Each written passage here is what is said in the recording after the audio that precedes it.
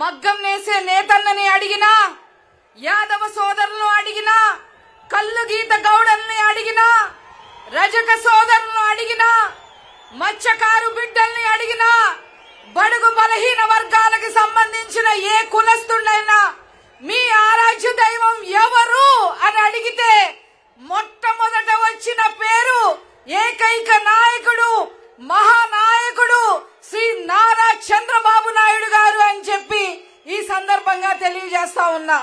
Telugu Desam party అంటేనే బడుగు బలహీన వర్గాల పార్టీ అని అందరికీ కూడా తెలుసు.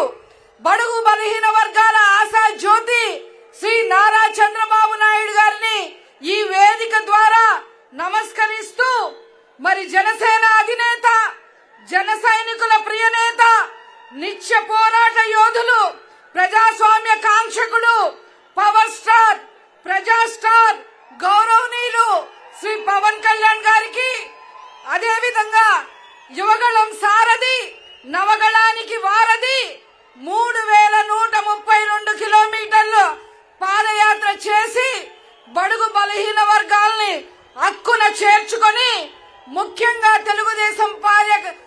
తెలుగుదేశం పార్టీ కార్యకర్తల ఆశా జ్యోతి నారా లోకేష్ గారికి, అదేవిధంగా తెలుగుదేశం పార్టీ రాష్ట్ర అధ్యక్షులు గౌరవనీయులు అచ్చెన్న గారికి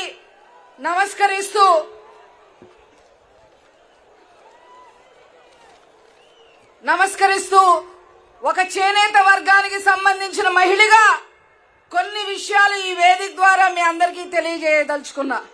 ప్రతి ఏటా 250 కోట్ల పైగా బడ్జెట్ కేటాయించింది చంద్రన్నే. 110 కోట్ల చేనేత రుణాలు మాఫీ చేసింది చంద్రన్నే. 90,765 కార్మికులకు 100 యూనిట్లు ఉచిత విద్యుత్ అందించింది మన చంద్రన్నే.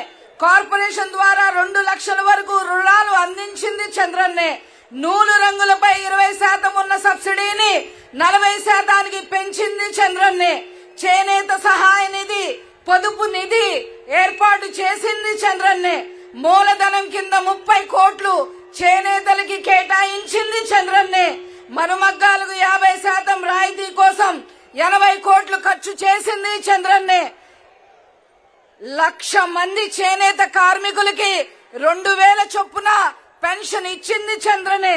త్రిఫట్టు ఫండ్ ని 8% నుంచి 16% పెంచింది చంద్రన్నే. ఏడాదిలో 150 రోజులు మాత్రమే రిబేటులో అమ్ముకునే అవకాశాన్ని 365 రోజులకి పెంచింది చంద్రన్నే. ఆప్కో ద్వారా చేనేత వస్త్రాలు కొనుగోలు చేసింది చంద్రన్నే. అంతర్జాతీయ మార్కెట్ కల్పించింది చంద్రన్నే. ఆదరణ 2 ద్వారా 60,000 మందికి పనిముట్లు ఇచ్చింది చంద్రన్నే. 70,000 మగ్గాలకు మోటార్లు ఇచ్చింది చంద్రన్నే. 55,000 మంది చేనేత కార్మికులకు 26 కోట్ల రుణాలు ఇచ్చింది చంద్రన్నే. చేనేత వస్త్రాలకు మార్కెటింగ్ సదుపాయం కల్పించేందుకు 13 జిల్లాల్లో చేనేత బజార్లు ఏర్పాటు చేసింది చంద్రన్నే. ప్రైమరీ హ్యాండ్లూమ్ కోఆపరేటివ్ సొసైటీల వద్ద పేరుకున్న వస్త్ర నిల్వలను విక్రయించేందుకు అదనపు మార్కెటింగ్ వసతుల కల్పనకు రాష్ట్ర వ్యాప్తంగా చేనేత ఎగ్జిబిషన్లు నిర్వహించింది చంద్రన్నే.